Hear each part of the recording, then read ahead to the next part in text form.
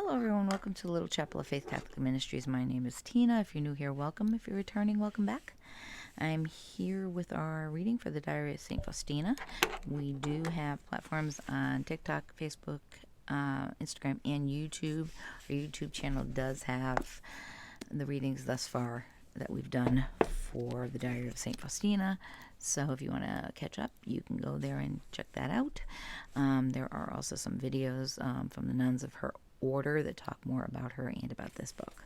So let us begin where we left off yesterday. If you're just going to continue on where we are on page 156, 347. 12 o'clock, December 25th, 1934. Midnight Mass. As Holy Mass began, I immediately felt a great interior recollection. Joy filled my soul. During the offertory, I saw Jesus on the altar, incomparably beautiful. The whole time the infant kept looking at me, at everyone, stretching out his little hands. During the elevation, the child was not looking towards the chapel, but up to heaven. After the elevation, he looked at us again, but just for a short while, because he was broken up and eaten by the priest in the usual manner. His pinafore was now white. The next day I saw the same thing, and on the third day as well. It is difficult for me to express the joy of my soul. The vision was repeated at 3 masses in the same way as the first ones. 1934. The first Thursday after Christmas. I completely forgot it was Thursday, and so did not make adoration at 9 o'clock. I went directly to the dormitory with the other sisters, but strangely enough, I could not fall asleep. It seemed to me that I had not yet done something that I was supposed to do. Mentally, I reviewed all my duties and could not recollect anything. This lasted until 10 o'clock. At 10, I saw the sorrowful face of Jesus. Then Jesus spoke these words to me. I've been waiting to share my suffering with you, for who can understand my suffering better than my spouse? I asked pardon of Jesus for my coldness. Ashamed and not daring to look at the Lord Jesus, but with contrite heart, I asked him to give me one thorn from his crown. He answered that he would grant me that favor, but not until tomorrow, and immediately the vision disappeared. In the morning during meditation, I felt a painful thorn in the left side of my head. The suffering continued all day.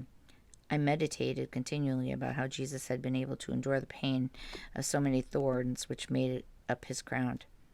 I joined my suffering to the sufferings of Jesus and ordered it for sinners.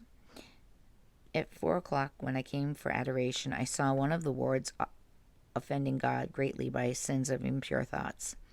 I also saw a certain person who was the cause of her sin.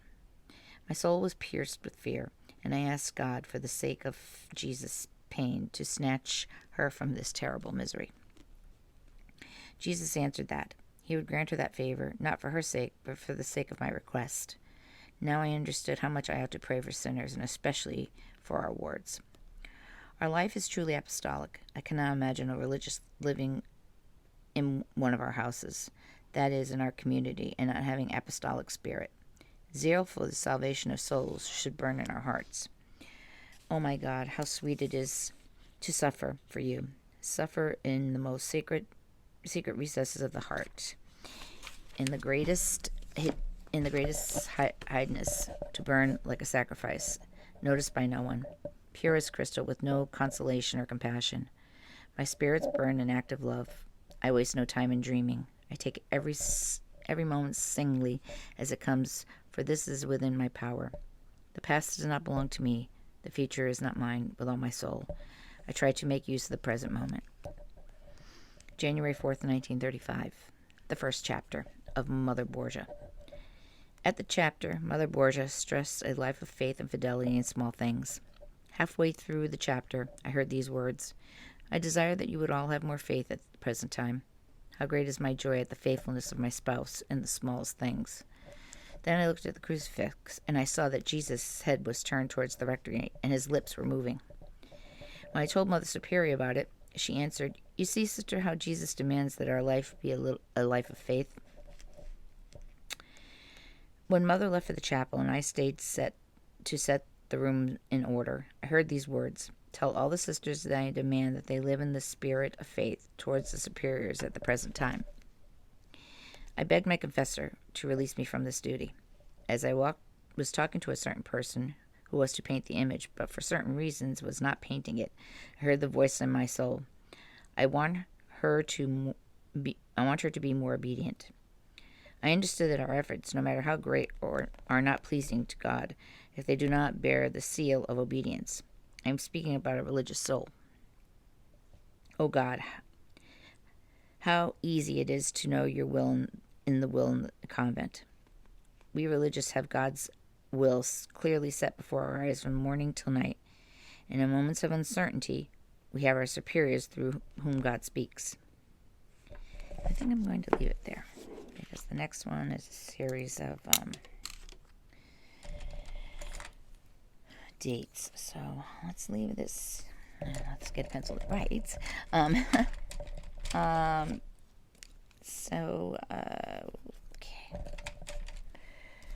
So I know I mentioned it yesterday, but I will be going to visit the Divine Mercy Chapel in September.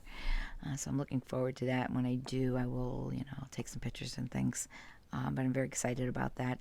I didn't even know it was in Massachusetts. It's in Stockbridge, Massachusetts, and it's about an hour and a half away from me, even though I live in Massachusetts. But it's way out there. But yeah, I'm looking forward to it.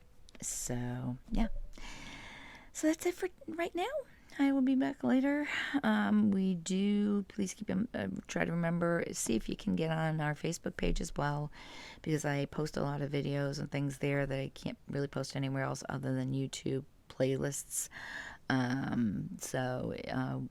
We just had Rosalie join yesterday, so I was very happy for that.